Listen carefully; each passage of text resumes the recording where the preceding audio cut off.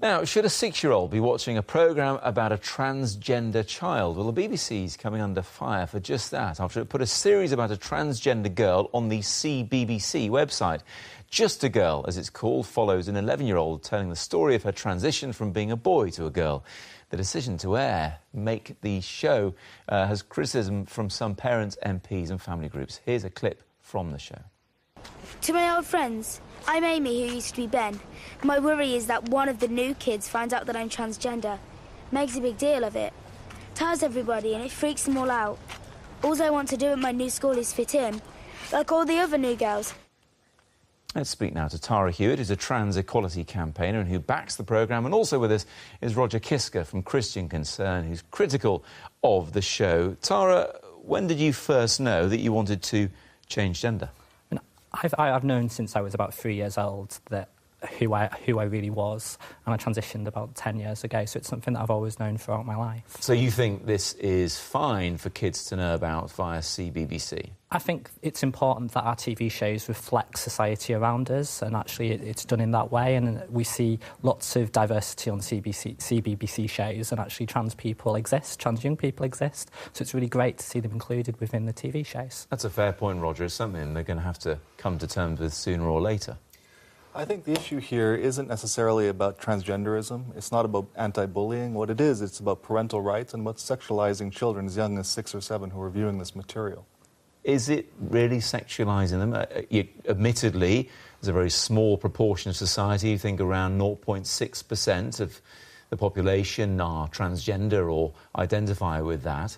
But is it really sexualising children by telling them about this? I think at this age and the content of the material, it clearly is sexualizing. I think it's age inappropriate and it undermines parental rights. And CBBC is something that's not going to be picked up by internet filters, and it's something that really does cause a challenge to parents who want to raise their children in a specific way.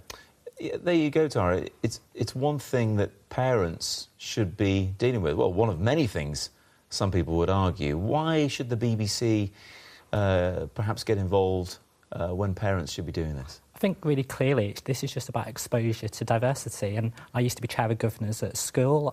I've gone into schools, I've worked with young people, and I'm trans, and so young people are going to see trans people in the world. And they will ask questions, but they're not necessarily old enough to understand the answers. The same way we have people with disabilities on TV, people with different sexual orientations. Shows need to reflect that. And we used to have that message about sexualisation with sexuality in Section 28. And that's really the message that's being pushed here, but just for trans people, that we should bring back Section 28, but for a different group in the population. And I think that's the wrong message. But then there are other people who say that their brains simply aren't developed enough to perhaps understand what is in front of them, whether it's right or wrong. They have no concept of what that is.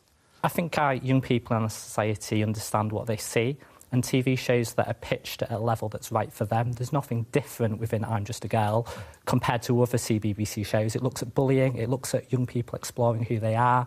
Those are messages that come across in lots of different CBBC shows. It's not different. This is just about making sure the characters reflect the world that young people are in.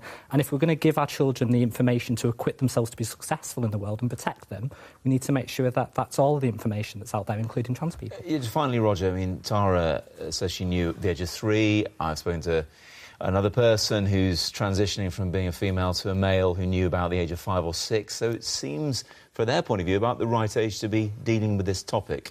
Well, the most recently published science on this is that the vast majority of children who go through cross-gender confusion, by the time they're an adolescent or an adult, they no longer go through that. And so this is something that is potentially promoting something that could be very harmful for children. They might be going through other forms of depression, or they might just grow out of it. And that's our concern with it. But briefly, it's an issue that is going on. It has to be dealt with at some point.